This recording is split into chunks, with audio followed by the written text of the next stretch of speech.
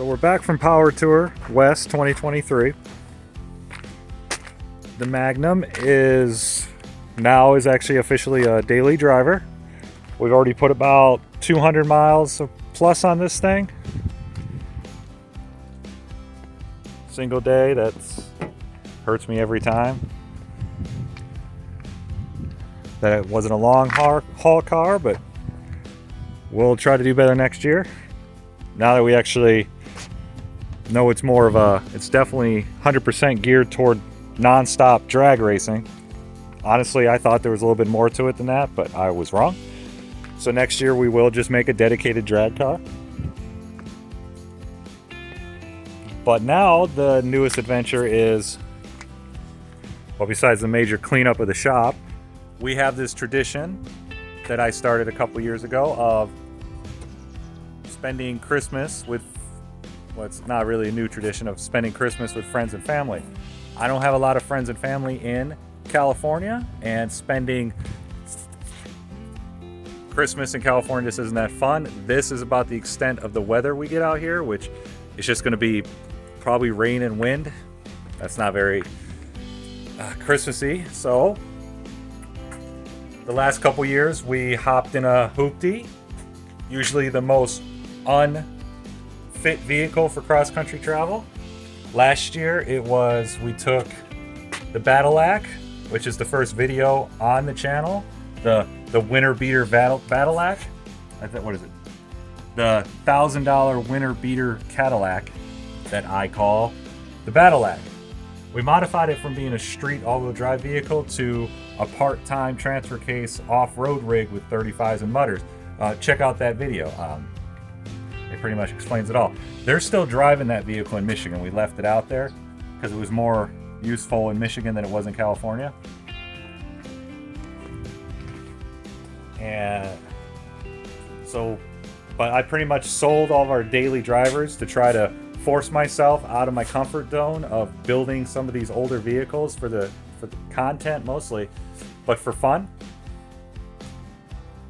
So anything that's was reliable, I sold, mostly for to have funds available for these other projects. So that means we need another vehicle to drive to Michigan. This year, so far, the weather's pretty bad. Last year, we actually built the Cadillac in the anticipation that there was a winter storm, and we were going to try to drive through that winter storm like crazies. But we missed that window, so we drove on the outskirts of the storm, just seeing the aftermath. But if you know anything about California, it's hard to find an all-wheel drive or off-road vehicle for cheap. And our choice is in a yard right now because we pretty much blew all of our budget on the Magnum. Is we can either A, take the Magnum, but honestly but I have plans for the Magnum for the summertime to take back for again, I don't want it to see salt. So that's not a winter beater by any means. That has plans to go back for a car show in August in Michigan, and I want to do some other things with it before then. What those are, I don't know. So our choices are slim. So the first option and the most sensible one is the 330 Xi all-wheel drive BMW.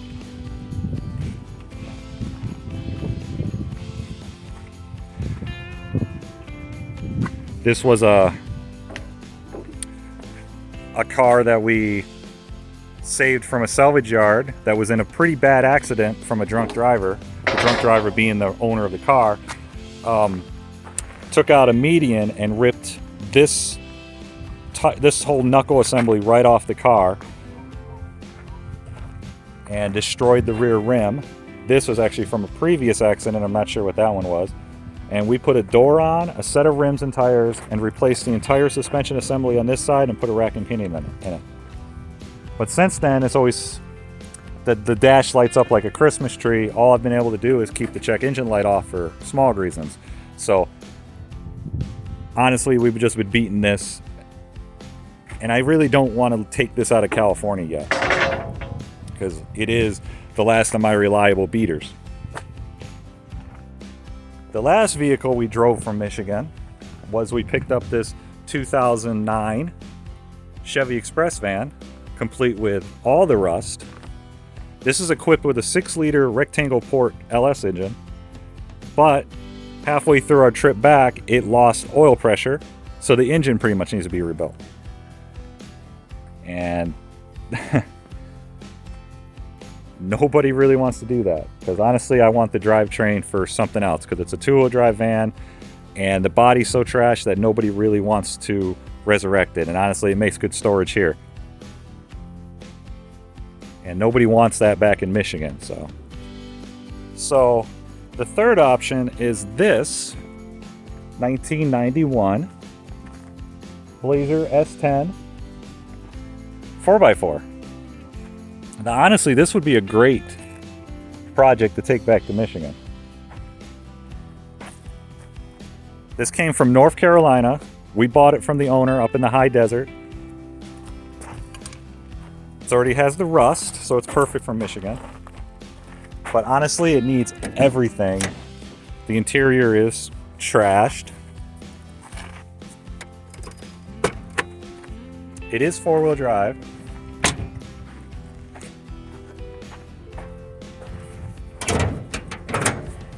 And it's already got a V8 in it. And yeah, it's hard to tell because it looks factory, but count the valve cover bolts. 1, 2, 3, 4. That's a V8.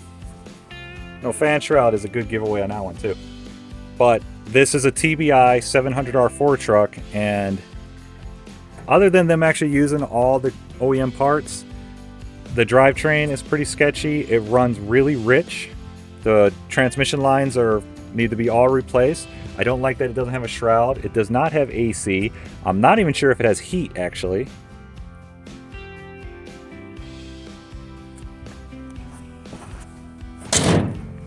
It needs tires. It needs registration, and it has a North Carolina title.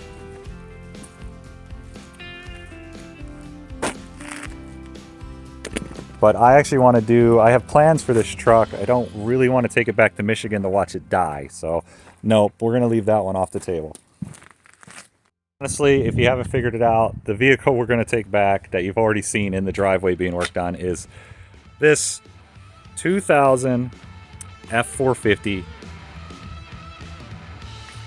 with a 7.3 turbo diesel.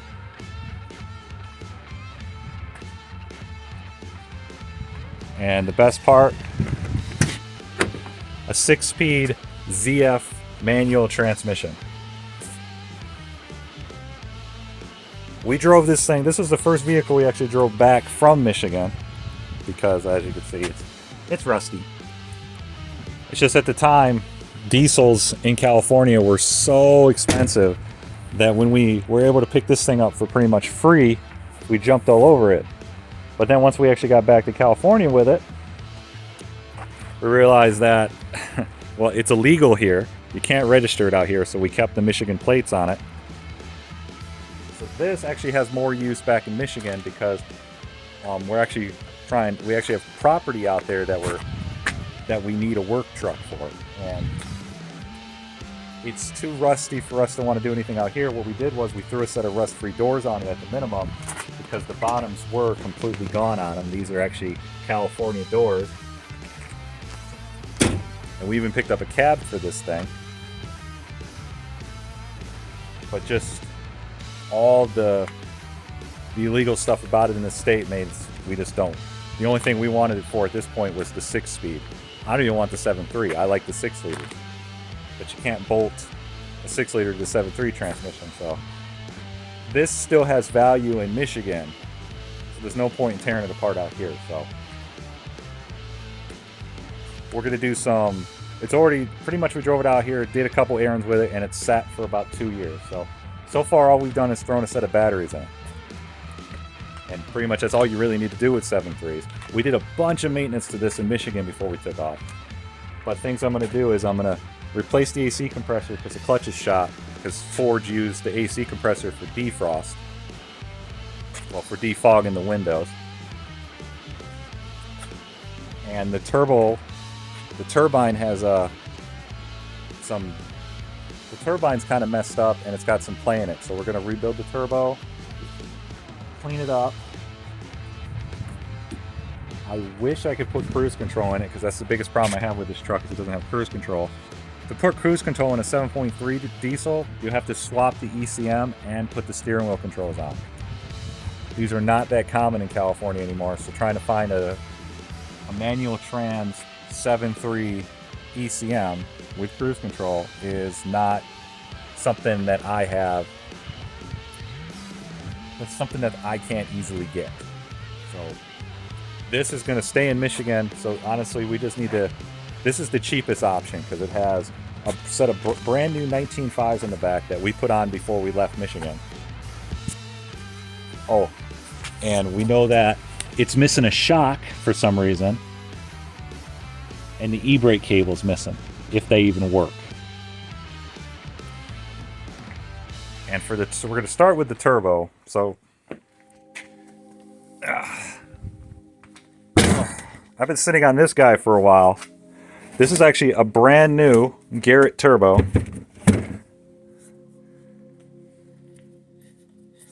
That all it's done is, I actually found it at one of my friends' houses where their dad worked at a dealership. This is brand new in a box, sitting in the dirt. So I'm probably not going to use the center section, but I will use the turbine wheels, and I have a rebuild kit for it.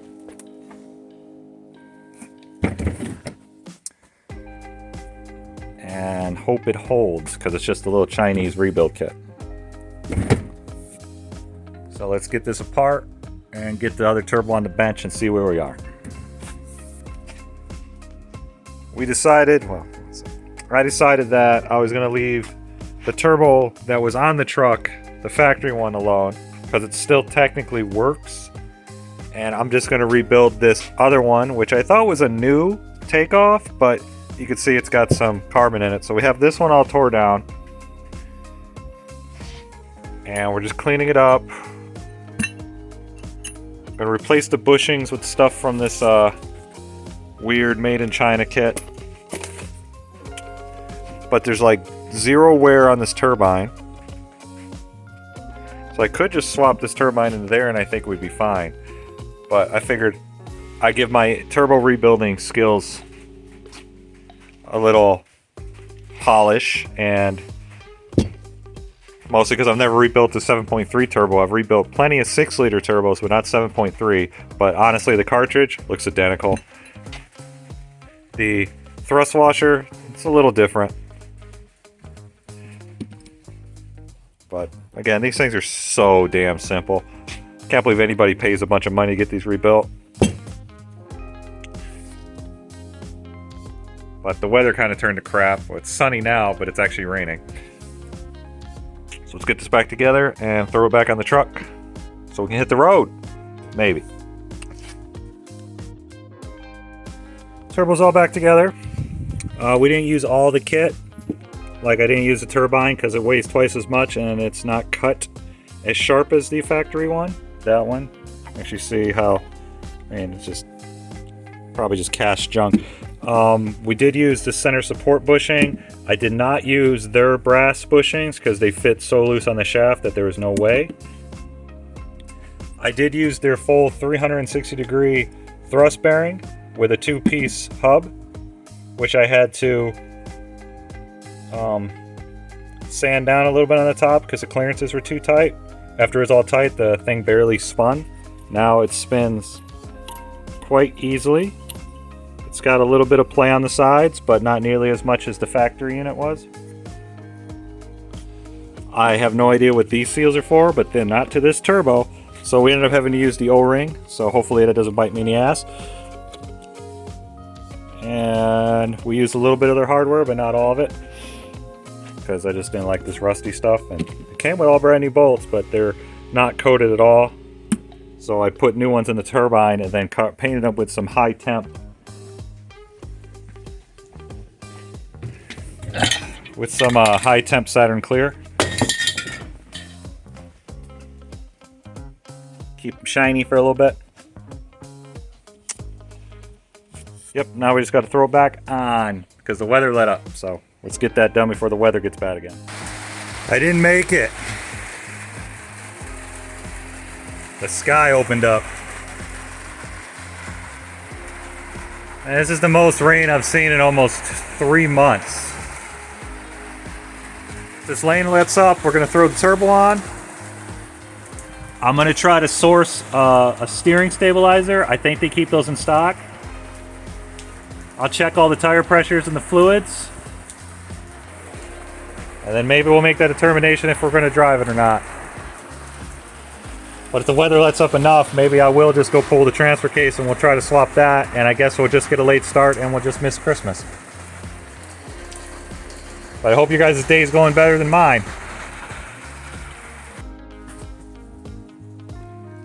Truck is back together for now, but the rain won't stop. So I just got it to the point where we can start it up. We're actually using umbrellas.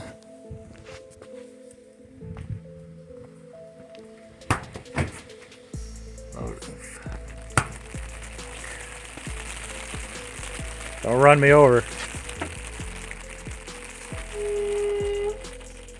Oh, that's right, you can't. That's lovely.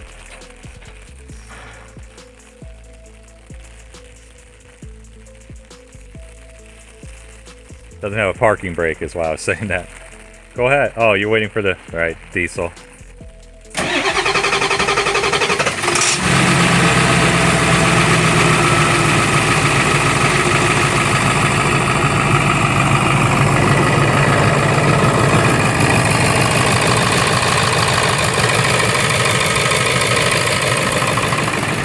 I know it's got an exhaust leak on this side because the manifolds are rusty.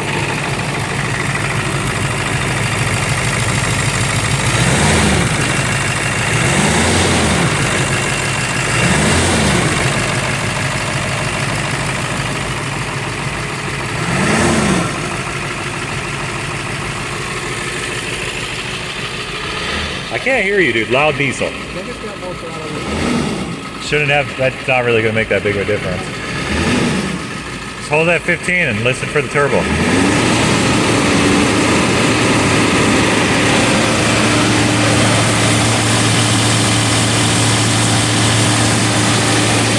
Get that off. Huh? Not really. I can kind of hear it spooling now. Well, I can hear it spinning. But honestly, no noise is better than noise.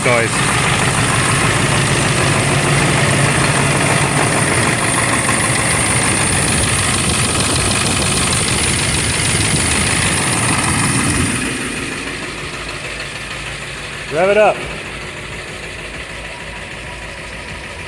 Rev it up. Rev it up.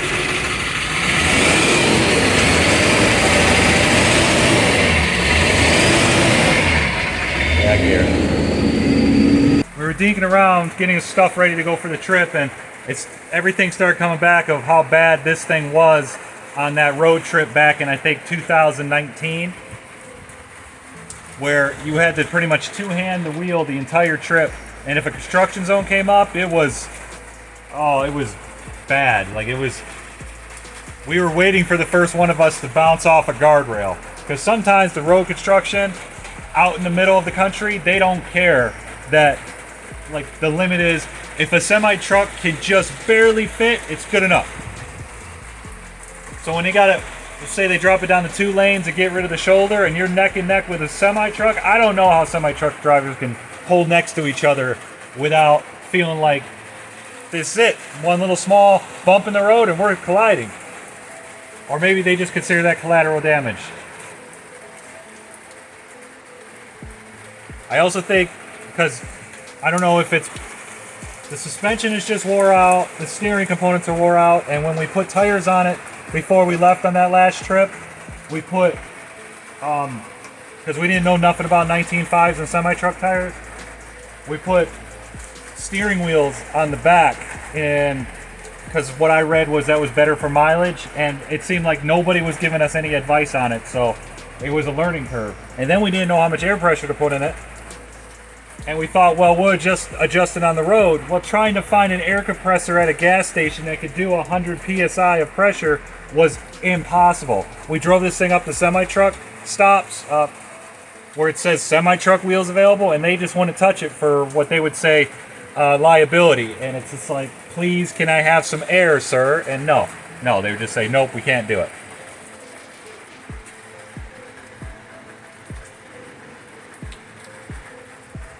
But if we're not on the road tonight, we're not going to make it by Christmas. So I don't know. This is in the way, because that was my fault. I tore this apart in the driveway, which is in the way of our nice dry garage. So I can't work on the BMW. Because we actually do have a BMW all-wheel drive parts car in the back with a fresh transfer case. Man, I'm dirty. But it's a good 6-hour job just to do a transfer case, and that doesn't even it's 6 hours to do an R&R in a transfer case, but if you have to pull one out of a car first, it's another 3 hours. So it's a good, on our backs, probably 7-hour job.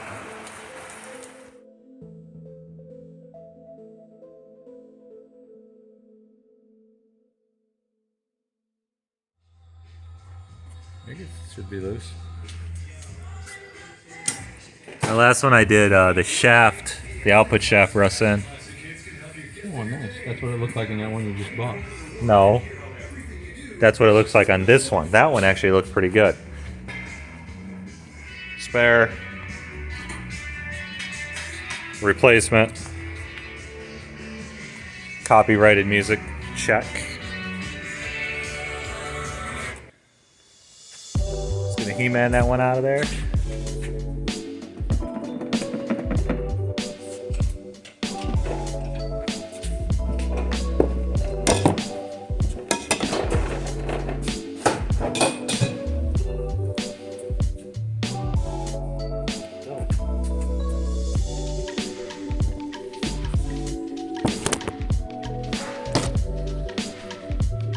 It's out. Yes. They always look like that.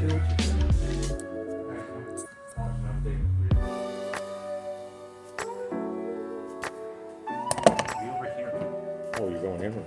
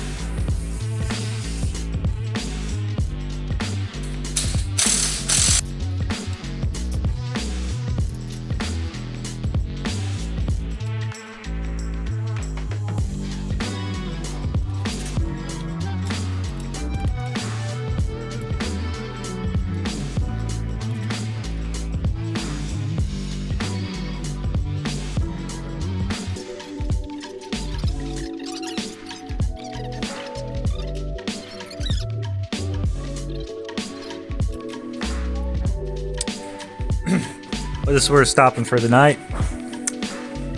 I was hoping the junkyard that we got this from left the fluid in there so I can order some fluid and get it, because this thing takes a really weird DTF1, which the dealership was out of.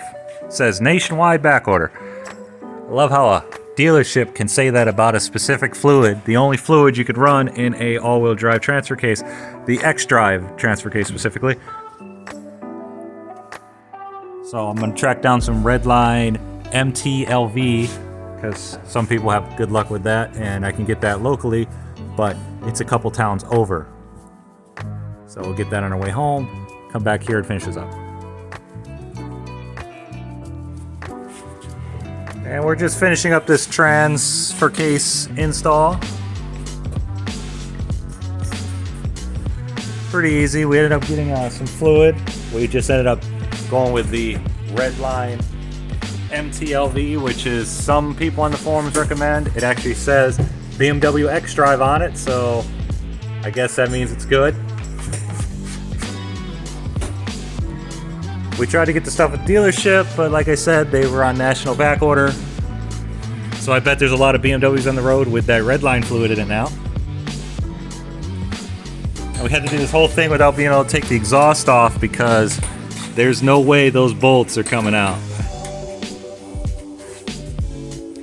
And somebody's already modified this exhaust by taking the resonators and the muffler out.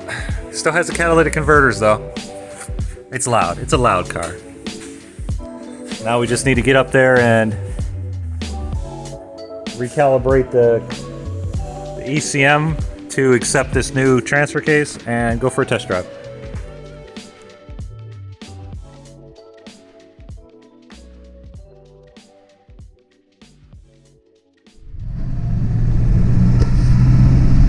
Oh yeah, like I can see anything out of this thing. It's too dark. It doesn't do dark very well.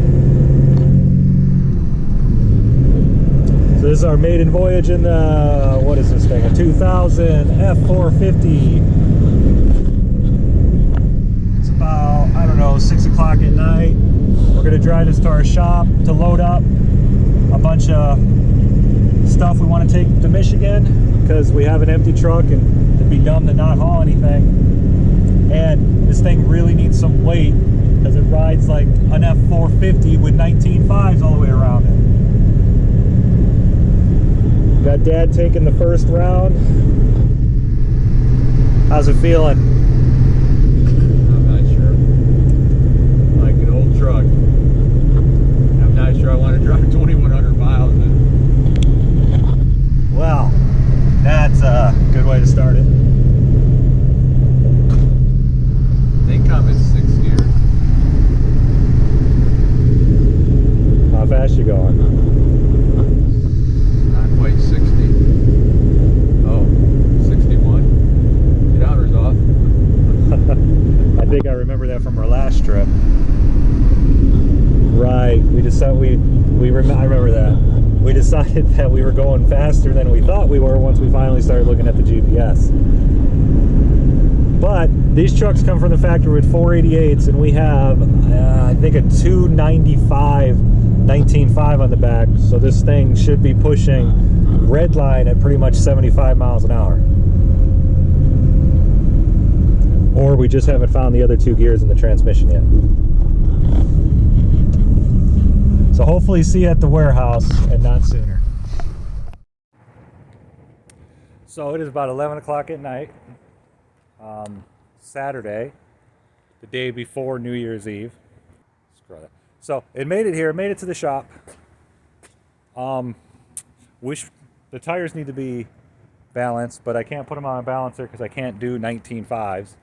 Well, it could if it had the adapter, but I don't have the adapter.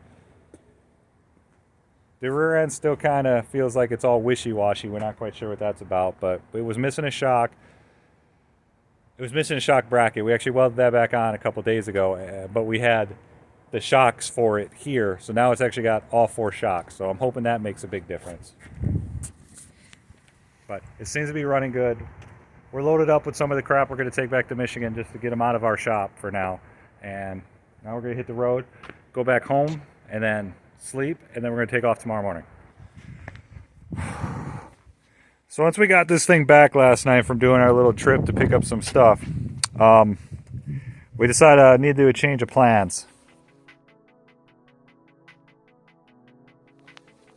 The vibration kind of got worse. And once we got in the light the next day, we noticed how much the dry rot is starting to show on these tires. You can see it real bad in the sidewall. And once you start seeing the cracking in the sidewall of 19.5s is when you need to call them done. Because we were just going to try to find a balance shop. Actually, we were just going to fill this up with about 6 ounces of BBs to try to get the vibration done. And we noticed that there's a brake leak. You see how wet that caliper is?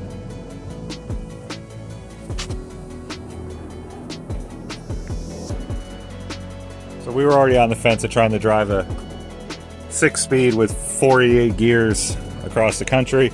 So we're going back to plan A. The 2006 BMW 330xi, which was the original plan, but we were having transfer case issues, which we actually solved while we were working on the big truck. And we were going with the idea that driving the big truck to haul some stuff to Michigan was a more efficient idea than just cannonballing a all-wheel drive car. So at least this is more prepared for winter. The lights are better. The all-wheel drive is nice. It's a beat-up car, so we're not too worried about getting it salt damaged. It's gonna be sad to see salt on the Kansai wheels, but that's all right. So we're gonna load this thing up, check the pressures, check the fluids, and probably hit the road. Taking a dependable car is going to be not quite as exciting as whatever this thing was going to be. But we'll take that one at some other time. So we're finally on the road. It's New Year's Eve. It's about 7 o'clock. We're up in 29 Palms. We're not in the Ford. Dad's freezing to death.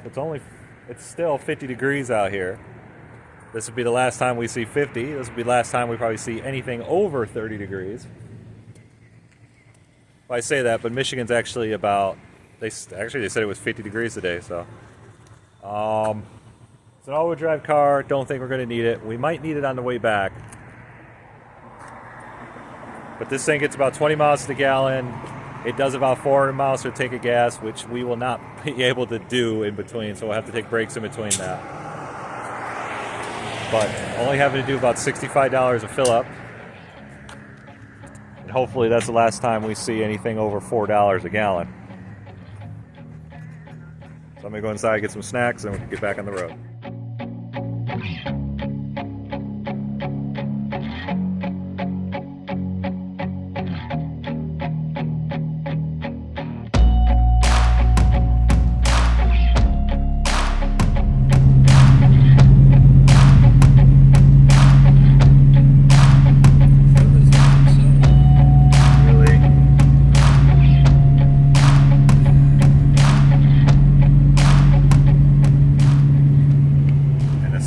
Soon light just came on.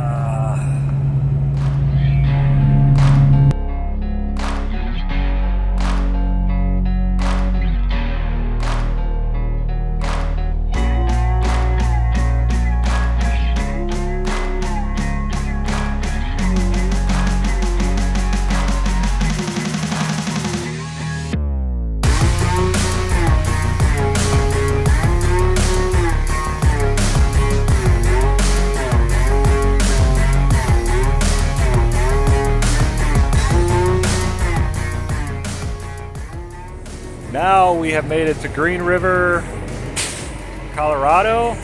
Not quite sure. And this is the first time I've seen fuel under $3 a gallon. That's $2.97 if you can't see that. And we're out of Love's, which with the app gives you 10% off of that. So this is the cheapest gas I've seen in probably 2 years. But this is our third fill up. I think we're at about, I love that, well, $41 fills this tank. Of course, it wasn't quite empty, but I think we're at this about 12 hours now. Denver's pretty much halfway, and that's probably going to be the next fuel fill up is going to be Denver. We got to get through Vail and Aspen. Really don't want to stop between in those because that's going to be single digit temperatures. It's about 15 degrees right now. Car's doing great. Getting about 21 miles per gallon.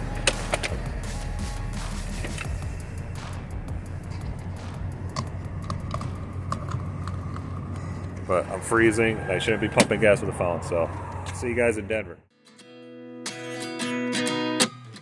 29 and I find myself wondering what did happen to the last 10. I ran away with my life, fast forward, never turn back again. It's kind of funny that the more we pass time, the more we need to set the rewind. And 19 was the year I had to leave you, but now I'm seeing all the signs. Is this really happening? I can't believe it's true. I'm just as surprised as you. Is this really happening? I can't be too sure, but one day I'll be yours again.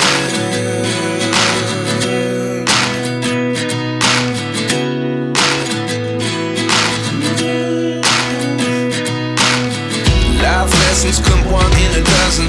The other 11 give something from nothing. I sit here looking for an answer. Maybe the biggest question was in the last chapter. You gave me the soul I have today. Without you I never could have moved away. But now I see what you teach. I do believe I always should have stayed. Yeah. Is this really happening? I can't believe it's true. I'm just as surprised as you. Is this really happening? I can't be too sure. So we made it to Denver, where there's kind of snow on the ground. It's actually way warmer here than I was expecting. It's like 50 degrees. And amazingly, we actually found a place to eat. A place called Lewis's Calf in this corporate building, which is weird. Pretty good. Food was good. I had a supreme omelet. Jeff had eggs Benedict or something. Corned beef hash and eggs. Corned beef hash and eggs. They were some weird looking eggs. Homemade hash browns. You call those hash browns. More like scalloped potatoes. Home fries. Home fries. But the car is now filthy and covered in salt dust. Sad. This thing needs a pressure washer. But it's doing all right. We're doing all right. Got 15 hours to go. Is it 15 hours? 15 hours. 15 hours. I think it's 1,100 miles. 1,100 miles. So we're going to get at it. Stop would be somewhere in Iowa. Yeah, my favorite state, Iowa. Man, I just wanted to get a weird shot of this. Look at all these options. I have never heard of E30 in my life. I think 15%, 10%. Jeez. And then over here, they have diesel and E85.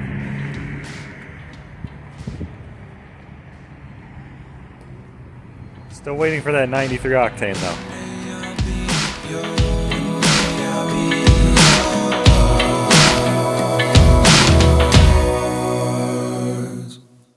Life lessons come one in a dozen. The other 11 give something from nothing. Life lessons come one in a dozen. The other 11 give something from nothing. Life lessons come one in a dozen. The other 11 give something from nothing. Life changes, just open the door. One thing's certain, I'll always be yours.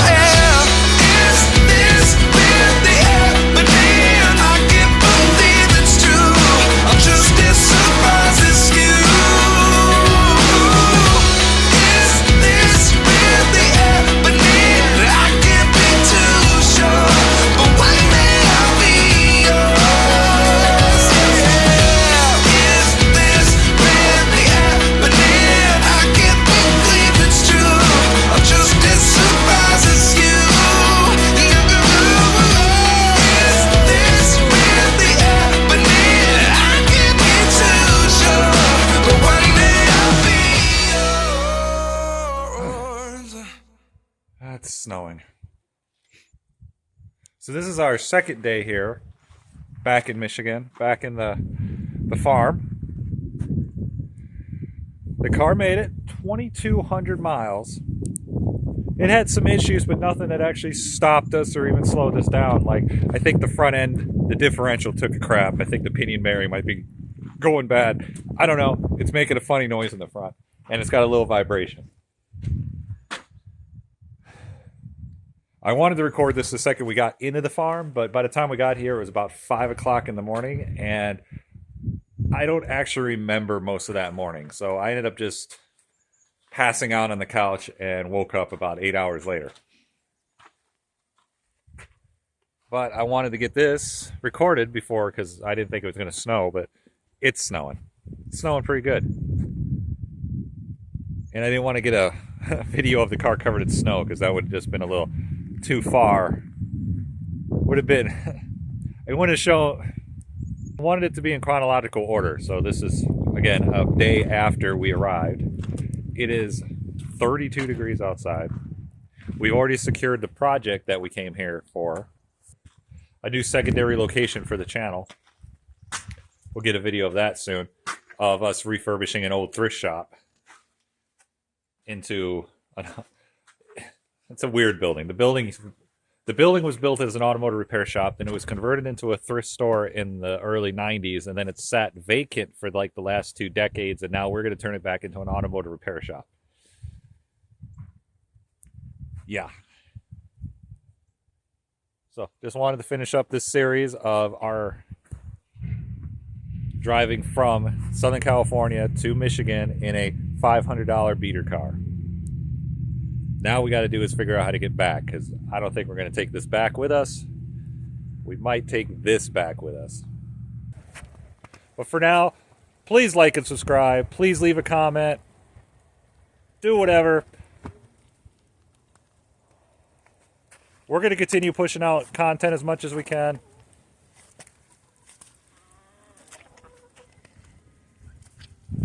And for now, we're going to keep wrenching on our garbage, even if it might be a little bit more rusty garbage at this point. But you do the same. So we'll see you on the next one. See you later.